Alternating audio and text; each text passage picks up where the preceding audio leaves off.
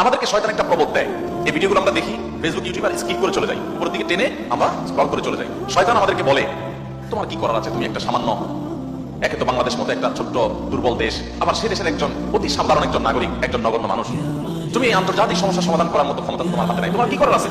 So তুমি একটু আল্লাহর কাছে দোয়া করো বাস। আমি একটু দোয়া করে ওটাকে স্কিপ করে আরেকটা ঝাঁকানাকা কোনো ভিডিওতে আমি ডুবে যাচ্ছি। এই না আমাদের অবস্থা? আসলে কি তাই? আমি তো তা মনে করি না। এটা শয়তান আপনাকে মিথ্যা কথা বলে, আপনাকে মিথ্যা সান্ত্বনা দেয়। শয়তান বলে তোমার কিছু করার নেই। কি বলেছে? আপনার কিছু করার নেই। আপনার যে কত কিছু করার আছে সেটা আপনি জবাব পাবেন নাই। আল্লাহ তাআলা আপনাকে জিজ্ঞাসা করবেন না তুমি সেখানে সামরিক শক্তি কেন পাঠাও না, কারণ সামরিক শক্তি আপনার হাতে নাই। আল্লাহ আপনাকে এটা জিজ্ঞেস করবেন না। আল্লাহ আপনাকে বলবেন না তুমি মানবিক সহায়তা নিয়ে শত শত হাজার হাজার টন কেন খাবার পাঠাও নাই সেখানে, কারণ এই ক্ষমতা আপনার হাতে নাই। আল্লাহ এটা জিজ্ঞেস করবেন না। আল্লাহ জিজ্ঞাসা করবেন তোমার হাতে একটা ইহুদি পণ্য তোমার বাসায়, তোমার টয়লেটে, তোমার বেডরুমে, তোমার প্রত্যেকটা জায়গা, কখনো সাবানের নামে, কখনো শ্যাম্পুর নামে, কখনো লোশনের নামে, কখনো চকলেটের নামে, কখনো ড্রিঙ্কসের নামে, কখনো রেস্টুরেন্টের ফাস্টফুডের নামে, তোমার বাসার প্রতিটা কক্ষে কক্ষে প্রতিটা টয়লেটে তাদের পণ্যগুলো শোভা পেয়েছে। এই পণ্য বেচা টাকা দিয়ে তারা বোমা হামলা করে মানুষ মেরেছে। তুমি শুধুমাত্র তাদের প্রতি সিম্পেথি দেখাতে পারতে, সেটা তো দূরের কথা, উল্টো বরং তুমি সেই বোমা হামলার সঙ্গে জড়িত। তুমি জেনে হোক আর না জেনে হোক, তুমি বুঝে হোক আর না বুঝে হোক, তুমি কিন্তু সেই বোমা হামলার সাথে জড়িত। প্রতিদিন তুমি চাঁদা দিচ্ছ ফিলিস্তিনের মানুষকে হত্যা করবার জন্য। আল্লাহ এই কথা বলবেন? এই কথা বলার যথেষ্ট সুযোগ আছে।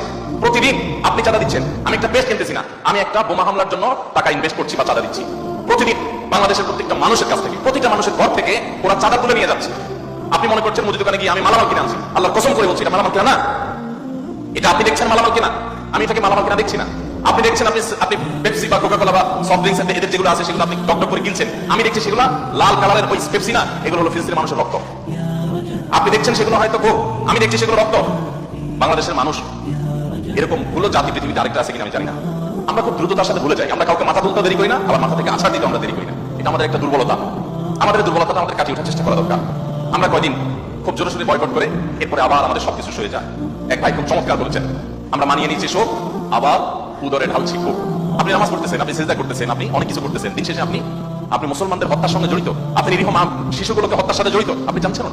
আমরা মুসলমানরা যদি শুধুমাত্র তাদের পণ্যগুলো বয়কটটা যদি যথাযথভাবে করতে পারি, তাহলে তারা অন্তত 50% এমনিতেই সাইজ হয়ে যাবে। আমি তো মনে করি যে এই প্রেক্ষাপটে, এই বাস্তবতায়, ফিলিস্তিনের এই বাস্তবতা অন্তত আপনারা যদি প্রত্যেকে আন্তরিক হন এবং সচেষ্ট হন, তাহলে সেক্ষেত্রে আপনারা বাণিজ্যিকভাবেও লাভবান হতে পারেন, কিন্তু সেটা মূল উদ্দেশ্য থাকবে না। আপনারা মূলত দিনই চেতনা থেকে কাজটি করবেন। আল্লাহ তাআলা আমাদের সবাইকে আমাদের যে দায়িত্বটুকু আছে সেই দায়িত্বটুকু আদায় করার তৌফিক দান করেন।